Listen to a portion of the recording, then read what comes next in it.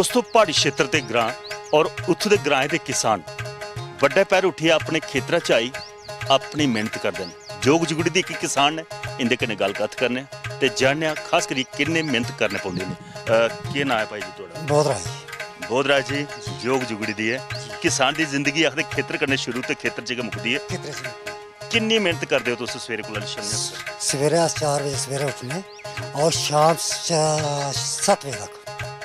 केड़ी फसल मुख्यतः तुम इत्थे लांदे? साड़ी इत्थे लांदे असीं मक्क ते ये अपने कणक बस ये दो।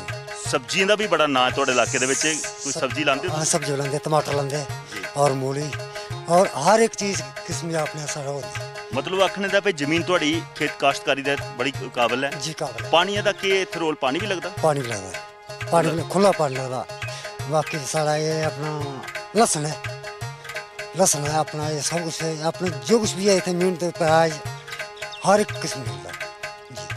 जानवरें की भी किसान जड़ा है अपने धीए पुत्रे अंगर मनदा। अज जोग है जुगड़ी दी किन्नी सेवा करने पौंदी इंदी जेड़े तुहाडी मेहनत दे विच साथ दिंदे? ये अपने पुत्र जैसी सेवा करनी, एक ही असल पालने से और इस तरह से ऐसा है परिवार जी परिवार पालना नहीं अपना जान पाता और जमीन माता धरती माता और इसी सेवा करनी, इस दी भी पूरी सेवा इसी करनी। सेवा करनी।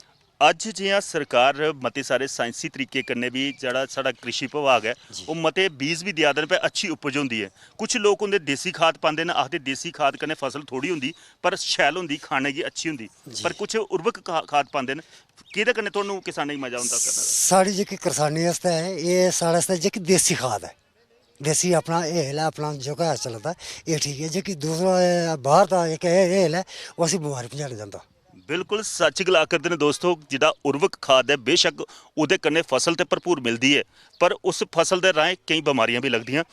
किसान जिहड़े खास कर पहाड़ी क्षेत्र के वो चाहते हैं कि अस देसी खाद पाइए, उपज भावें थोड़ी होए पर लोकें तक जिहड़ी अनाज आ वो बीमारियों को मुक्त होए।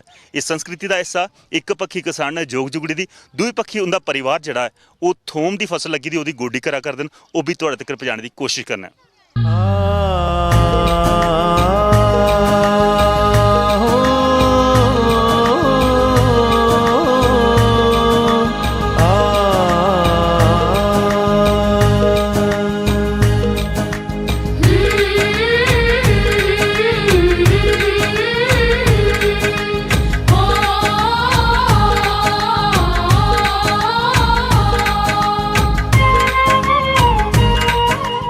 दोस्तों ग्राएं दे विच नैतिक गुण जिहड़े न ओह कुट्टी कुट्टी परोचे दे हुंदे न।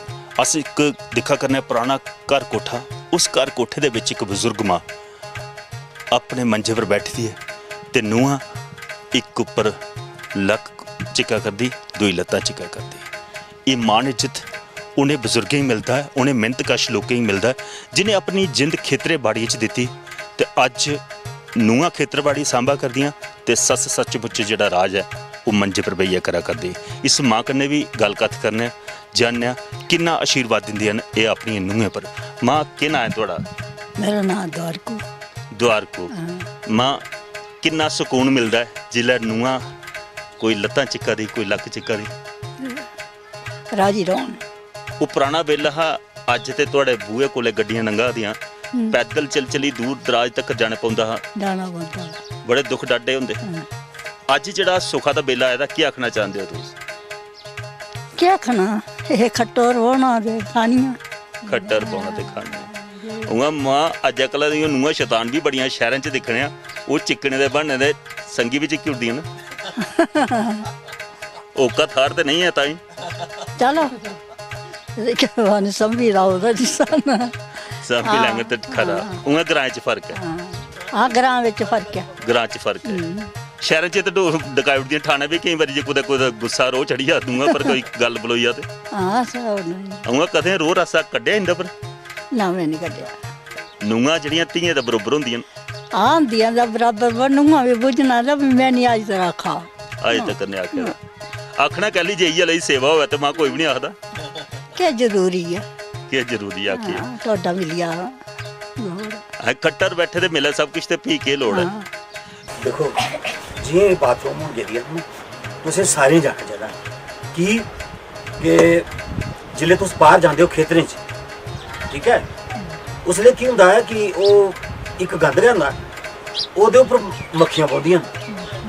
ਠੀਕ ਹੈ ਜੀ, ਮੱਖੀਆਂ ਬਹਿੰਦੀਆਂ ਨੇ ਤੇ ਉਹ ਮੱਖੀਆਂ ਜਿਹੜੀਆਂ ਤੁਹਾਡਾ सब्जी ਉੱਪਰ ਬਹਿੰਦੀਆਂ ਆਈਏ, अगर तुस इसी इस्तेमाल करगे हो तो तुस कदे भी बीमार नहीं होगे, थोड़ी सेहत जी है बड़ी गै शैल होगी।